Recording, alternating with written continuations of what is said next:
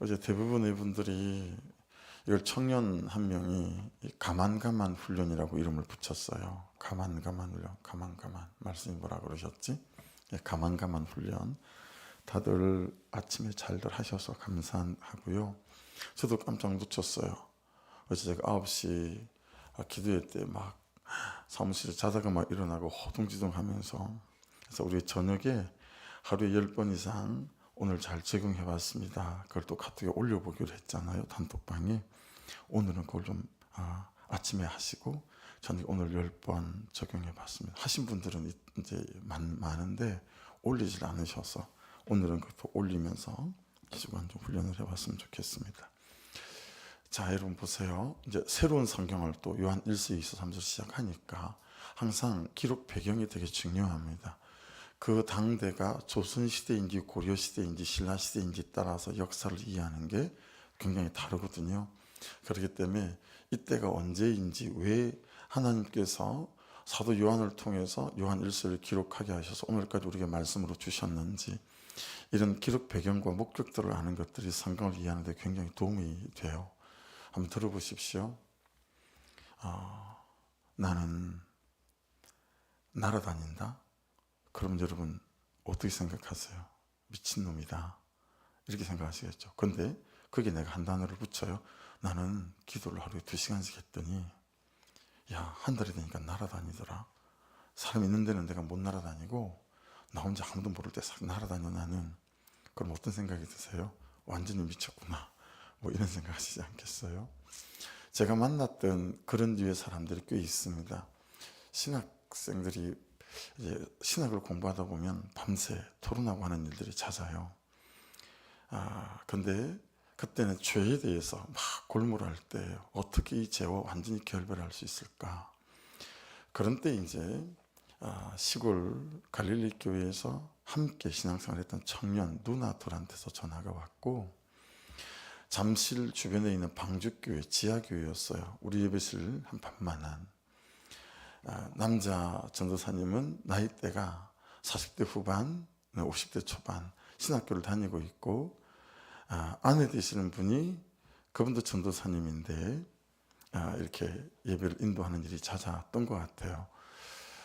이분들은 일주일에 매주일 3일씩 금식을 합니다. 매주일 3일씩 금식하고, 금식할 때 그냥 금식하는 게 아니라 청계산 중턱 이상 올라가요. 거기 올라가서 밤새 12시에 모여서 교회에서 청계산까지 가서, 제가 많이 같이 다녔으니까요, 새벽 4시까지 기도합니다. 바위 위에서. 그리고 새벽 4시에 다시 교회로 돌아와서 새벽 예배를 5시부터 하고 집으로 돌아가요. 자, 뭐 이런 것까지는 나쁘지 않죠. 자, 그런데 그렇게 8년을 하면 죄 짓지 않는다, 죄를 정복할 수 있다. 여기서부터 내가 들어왔던 말씀과 그리고 배워오고 있는 신학과 어긋남이, 그걸 듣는 순간 제가 그걸 한 달 이상 같이 다니다가 듣게 됐어요. 그 말을. 담임 목사님한테 시골에 진주에 바로 전화를 했죠. 목사님 여차여차하답니다. 여러분 의심이 들 때 바깥에서 성경 보고 하는 거 절대 하시면 안 되고, 의심이 들 때는 반드시 저에게 물으셔야 합니다. 전화를 드렸더니 목사님이 들어보시더니 남기사, 그때도 저를 남기사라고 불렀어요. 남기사, 오늘부터 전화도 하지 마라. 명백한 이단이다. 이 요한 1서 이때가 그랬어요. 이 요한 1서 이때가 소아시아 교회에 어떤 게 이단 사상이 퍼져 있었냐면 영지주의입니다. 그노시즘. 우리나라 어려운 말로 한문으로 바꾸면 이원론이라고 하죠. 그런데 영지주의 하니까 어려우시고, 그노시즘 하니까 어려우시고, 이원론 하니까 어려우시지만, 여러분이 살아가는 신앙생활의 형태를 말하면 한 방에 이해가 돼요. 이런 거예요. 예배할 때만 거룩하고, 그리고 예배가 끝나고 직장에 가거나 사업을 할 때는 세상의 논리와 방법으로 살아도 돼. 다 그렇게 사니까 이게 영지주의 그노시즘이에요. 그러니까 이게 썬데이 크리스찬을 양산했죠, 우리 한국 교회에. 그러니까 분명히 예수를 믿기는 믿는데 살아가는 태도와 방식은 말씀과 아무 관계가 없어요. 이렇게 예수 그리스도는 거룩한 분이기 때문에 인간의 몸에 인간으로 태어날 수가 없다라는 거죠. 그래서 거룩한 것과 속된 것을 분리하는 거예요. 분리하는 거죠. 예배는 거룩하지만 집에 설거지할 때는 거룩한 게 아니야. 그렇지 않아요. 여러분, 여기도 예배지만 여러분의 직장 생활도 삶으로 드리는 예배인 줄로 믿습니다. 그게 성경적 가르침이거든요. 설거지하는 것도 예배예요. 직장에서 일하는 것도 예배예요. 삶의 예배란 말이에요. 이게 없는 그리스도인, 여러분, 이거 말이 안 되잖아요. 근데 이게 편만하게 퍼져 있었어요. 이 요한 1서가 기록될 이 당시에. 그러니 뭐가 중요하겠어요? 야, 신앙생활 주관적으로 하지 말자. 여러분, 개인적으로 성령의 체험을 하고 경험을 하는 건 내 신앙은 굉장히 강화돼요. 굉장히 신앙이 강화되고 견고해지거든요. 그래서 이게 굉장히 중요하고 필요해요. 자, 그런데 다른 사람은 경험해보지 못한 걸 내가 경험하게 되니까 어떻게 해요? 내게 신앙적인 고집이 생겨있죠. 예, 신앙적인 고집이 생겨요. 그죠? 그래서 나중에는 말씀은 제껴놓고 내가 경험한 게 진리라. 내가 경험하고 체험한 게 진리가 돼버리는 거예요. 그래서 이때부터는 직통 계시를 받아요. 말씀을 통해서 주의 음성을 듣는 게 아니라 그냥 하늘로부터 직통 계시를 받는 거죠. 그런 집사님, 권사님들 전 교회 안에서 많이 만났습니다. 그래서 기도하시는 분일수록, 깊이 기도하시는 분일수록 이런 분들이 되게 많으세요. 그래서 그런 분들일수록 정말 성경적으로 말씀을 잘 훈련받아야 되거든요. 그래서 오늘 말씀을 보시면 말씀을 강조하세요. 계속 말씀을 강조하세요. 그러니까 제가 자주 말씀드려요. 우리만 예수 그리스도를 믿는 게 아니에요. 우리가 하나님을 믿는 게 아니라고요. 성경에 있는 예수 그리스도를 믿는 거예요. 성경에 있는 하나님을 믿는 거예요. 그러니까 여러분, 주관적인 내 신앙적인 경험이 절대 여러분에게 진리가 되면 안 되고 말씀이 진리가 되시기를 주의 이름으로 축복합니다. 말씀이 진리가 돼야 돼요. 말씀이. 그래야지 주관적인 내 경험은 내 혼자 경험한 거잖아요. 그래서 제가 경험한 많은 것들을 여러분에게 전부 다 오픈하지 않아요. 왜냐하면 성경과 때로는 배치될 수도 있고요. 잘못된 진리를 나눌 수도 있기 때문에 그래요. 그렇게 요한 1서를 기록한 목적이 그렇다라는 걸 배경에 두시고 말씀을 보십시다. 1절을 보십시오. 태초부에 있는 생명의 말씀에 관하여는, 자, 이게 생명의 말씀이래요. 히브리서 4장 12절 적어 놓으십시오. 찾아보십시오. 하나님의 말씀은 살아있고 활력이 있어 좌우의 날선 어떤 것보다도 예리하여 혼과 영과 및 관절과 골수를 찔러 쪼개기까지 하며 또 마음의 생각과 뜻을 판단하다니. 이게 생명의 말씀이죠. 말씀이 우리의 죄를 보게 하고 우리를 찌르고 회개케 하고 통역케 하고 자복케 한다라는 거예요. 권사님 중에 유튜브 보는 거 끊게 해주세요. 기도 제목 제법 올라왔었거든요. 이 기도 제목이 한동안 올라왔는데 이제 안 올라와요. 알고 보니까 이분의 고백이 하루에 3장부터 시작해서 이제는 10장, 16장 성경을 읽기 시작하면서 어느새 나도 모르게 유튜브가 끊어졌다. 말씀이 주는 권세와 능력들이 될 수 있죠. 이 제가 왜 안 끊어질까? 이런 말씀을 붙잡고 사시면 끊어지는 역사가 나타나게 될 줄 믿습니다. 그러니까 말씀은 내 영도 마음도 감정도 삶도 살리는 말씀이다. 그래서 생명의 말씀. 근데 이 살리는 말씀이 태초부터 있었대요. 제가 너무 많이 강조하는 요한복음 1장 1절도 그 말씀이잖아요. 태초부터, 그렇죠? 태초에 이 말씀이 계시니라. 이 말씀이 하나님과 함께 계셨으니 이 말씀이 곧 하나님이시니라. 여러분이 들고 있는 그 성경은 하나님의 말씀을 기록해 놓은 책이 아니라 이 말씀 자체가 하나님이다. 원어적으로도 틀림이 없어요. 그냥 말씀이 하나님이니까 여러분, 이것저것 보고 듣는 것보다 가장 확실한 하나님은 어디에 있어요? 말씀에 있어요. 그죠? 말씀이 하나님입니다. 요한복음 1장 14절, 이제 오늘 강조하시는 부분인데, 자, 이 말씀이 요한복음 1장 14절입니다. 말씀이 육신이 되어져서 우리 가운데 거하심에 우리가 보니 아버지의 독생자의 영광이요. 그러니까 말씀이 육신인 게 누구죠? 예수 그리스도예요. 그죠? 말씀이 육신이 돼서 예수 그리스도. 자, 가만 훈련 1. 가만 훈련 1. 말씀이 하나님이고 예수님이라고 그랬지. 주님의 말씀으로 당신의 뜻을 찾겠습니다. 말씀하셔서 듣겠습니다. 이걸 어떻게 해야 되지? 그때 참 말씀 있으라고 말씀하셨지. 그래서 말씀이 말씀하신 것 안에서 내가 주의 뜻과 방법과 방편을 찾아가는 거죠. 그래야 현실의 종로로 타지 않고 또 상황 윤리에 빠지지 않겠죠. 지금은 하나님도 이거 이해하실 거야. 이런 식으로 하지 않는다라고 하는 거죠. 2절 보십시오. 볼펜이 있으시면 적어보십시오. 이 생명이 말씀입니다. 나타나신 바 된지라 예수 그리스도입니다. 말씀이 나타나신 바 된 게 예수 그리스도예요. 이 영원한 생명을 말씀이죠. 우리가 보았고 예수 그리스도예요. 증언하여 말씀을 증언한 것이죠. 너에게 전하노니 예수 그리스도예요. 이는 아버지와 함께 계시다가 우리에게 나타나신 바 된 이신이라 예수 그리스도시죠. 그래서 지금 2절에는 1절에는 말씀이 하나님이다를 강조하고 난 다음에 2절은 다 뭐예요? 이 말씀이 예수 그리스도다. 그렇게 말씀하시는 거예요. 자, 이 말씀을 예수 그리스도 전하는 이유가 3절에 나와요. 전하는 이유. 우리가 보고 들은 바를 너희에게 전함은 너희로 우리와 사귐이 있게 하려 함이니. 자, 사귐이 있게 하려고 말씀을 너희에게도 전한다. 예수 그리스도를 전한다. 이 사귐이 있는 게 왜 중요하냐면 우리의 사귐은 아버지와 그의 아들 예수 그리스도와 더불어 누림이라. 전하는 이유가 뭐죠? 우리와 사귐이 있게 하려고. 사귐이 가져오는 게 뭐예요? 아버지와 그의 아들 예수 그리스도와 더불어 누림이라. 예수 그리스도가 가지고 계신 그 그분의 권세와 능력을 누리는 삶을 살 수 있다. 자, 가만 훈련이 가만. 오늘 말씀이 뭐라 그러셨지? 말씀과 사귐이 있어야, 예수와 사귐이 있어야 이 복음을 누리고 예수를 누린다고 하셨지. 사귐이 있어야 누림이 있다라는 것들을 우리가 우리의 삶에 적용해야 되겠죠. 자, 사귐에 대해서 설명을 드릴게요. 여러분, 사귐에 대해서 코이노니아라고 헬라어를 쓰는데 세 가지예요. 적어놔 보십시오. 교제. 처음에는 말씀과 교제하는 거예요. 우리가 큐티죠. 큐티예요. 말씀과 교제. 이게 사귐의 첫 번째 뜻. 자, 이렇게 말씀과 교제하기 시작하면 두 번째 뭐가 나타나냐면 참여가 일어나기 시작해요. 파티시페이션이라고 하는데요. 참여.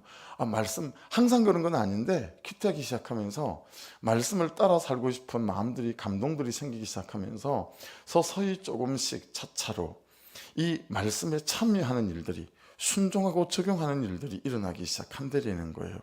그리고 세 번째, 사귐의 세 번째 마지막 코이노니아의 뜻이 뭐냐면 임파테이션입니다. 나누어 줌. 무슨 얘기냐면 첫 번째는 예수의 권세와 능력이 나에게 임파테이션, 전이 돼요. 나누어 주세요. 그래서 예수님께 일어났던 일들이, 때로는 제자들이 일어났던 그 평강들이 나에게 일어나는데, 이게 더 큰 은혜는 나에게서 누군가에게 임파테이션, 나누어지기 시작해요. 여러분, 우리가 음악이 잔잔하게 흐르는 카페만 들어가도 경치 좋은 곳에 가서 이렇게 쳐다보기만 해도 마음이 편해지고 그런 거 있잖아요. 영적인 임파테이션이 있는 거예요.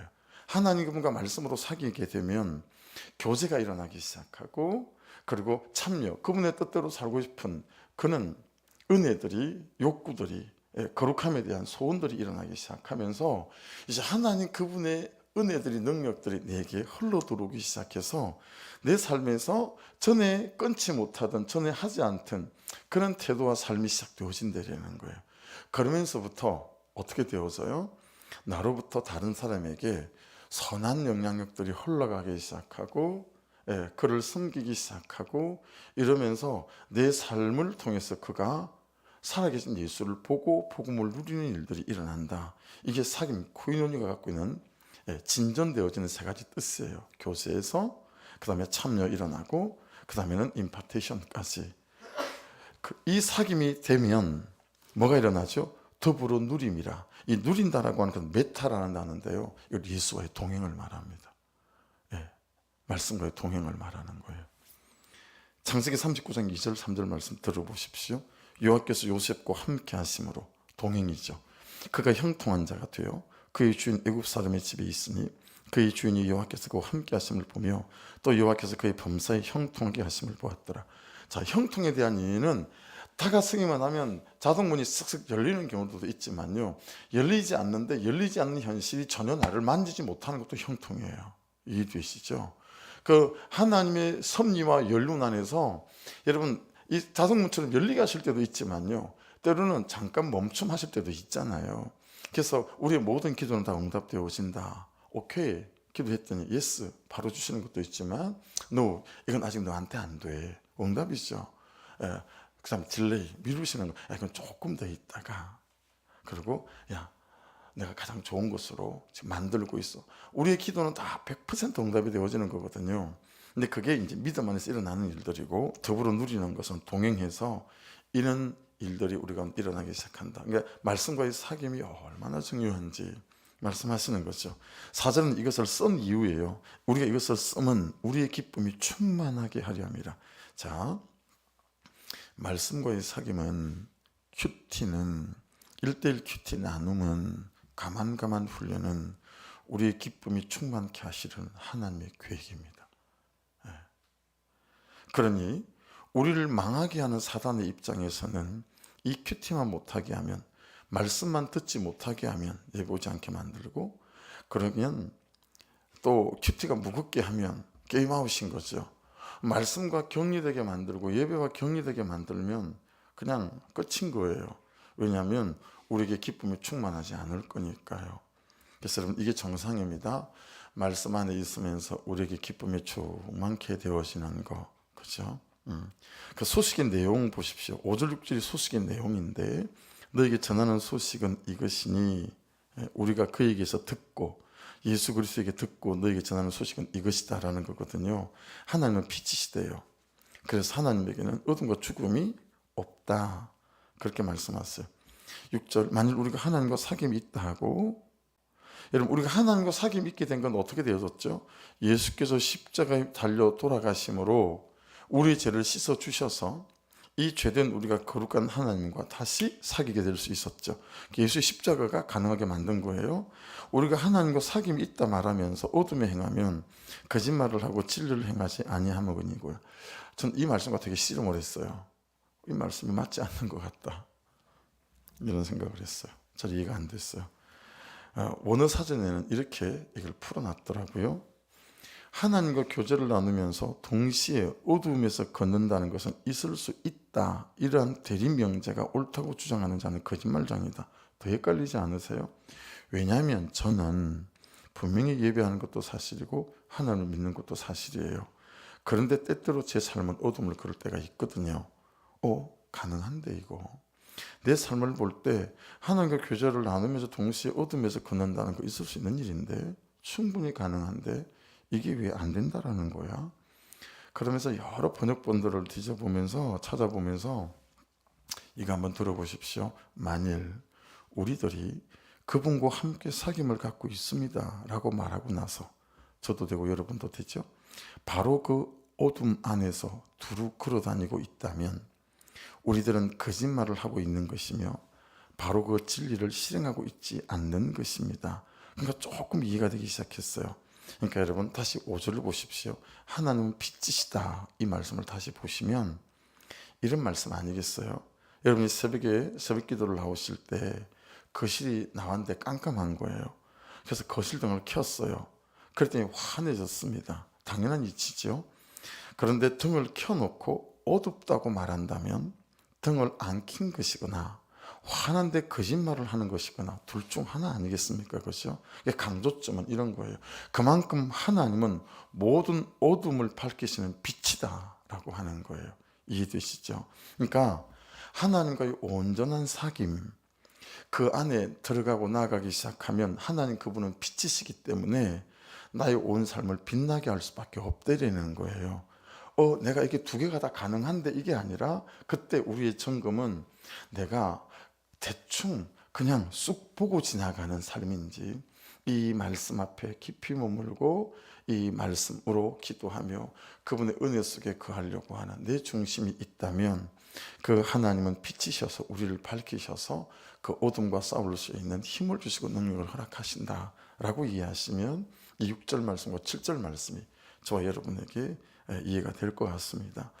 7절은 빛 가운데 행할 때 우리에게 되어지는 것 두 가지가 나와요. 사귐이 있게 되고, 그 아들 예수의 피가 우리를 모든 죄에서 깨끗하게 하실 것이고, 그러니까 여러분 그 빛 가운데 행하면, 그건 이제 페리파테온데 생활 방식을 말하는 것입니다. 우리가 지금 하고 있는, 적용하는 작업들이에요. 그렇게 저는 어제 또 묵상간역을 읽다가 제가 퀴티를 하면서 발견하는 큰 세 번째 죄패, 이 아버지가 예수를 잘 믿는 분인 것 같아요. 그런데 너무 아들을 이렇게 공부 못한다고 핍박하고, 돈도 좀 있는 집 같아요. 공부도 못하는 아들을 유학을 보낸 거 보면, 근데 유학 가서도 아버지가 원하는 그런 과에 못 들어가는 거예요. 예. 그래가지고 방학 때 한국에 나오면 맨날 아버지만 피해서 도망을 다니는 거죠. 그게 또 어느 한 날 아버지가 팩폭했어요. 야, 너는 왜 성실히 안 살고 열심히 안 살아? 유학까지 보내줘도 이 모양 이 꼴이니 한번 읽어보십시오. 근데 아들이 막 아버지 앞에서 통곡하라고 울면서 이렇게 말했다는 거예요. 아버지한테는 사랑의 예수님은 없고 정죄의 하나님만 있다. 정죄의 하나님이 있다 이렇게 말한 이유는 이제 구약의 율법에 입추어 볼 때 이제 그런 거죠. 아버지한테는 예수님의 사랑은 없고 정죄의 하나님만 있다. 전 이 아들의 통곡하면서 아버지 앞에 울면서 얘기했던 이걸 들으면서 제가 굉장히 그냥 이 아버지가 나구나 이런 생각을 했어요. 성도들에 대하여 그리고 제가 제 아들에 대하여 야 이거 완전 나한테 하는 말씀이구나. 사랑의 예수님은 없고 여러분들 말을 잘 하지는 않나도 때때로 내 마음 안에 어떻게 저렇게 할 수 있지? 이런 정잠이 얘한테 있는 거예요. 우리 아들한테도 마찬가지인 거예요. 꾹꾹 눌러서 참고 할 때가 많고 사랑으로 할 때도 많이 있지만 때때로는 이 사랑의 예수님은 나한테 없고 이 정죄하는 옳고 그름만 따지는 또 이게 내 심령 저 깊은 곳까지 나를 이렇게 자리하고 있다는 걸 다시 또 어제 발견하면서 한편으로 마음이 묻기도 하고 또 한편으로는 깨달아 알게 하셔서 다시 또 저를 돌아보는 기도의 제목이 되게 하셔서 오늘도 묵상하시면서 우리를 향한 은혜도 발견하시고 나를 향한 주의 또 제표도 발견하셔서 예수와 동행하는 저 여러분 되기를 주의 이름으로 축복합니다. 가만 꼭 해서 제가 먼저 올려놓겠습니다. 이 하루도 잘 올려보시고 저녁에 몇 번 했습니다라고 또 올려보시고 2주간만 해보십시다. 묵상하십시다.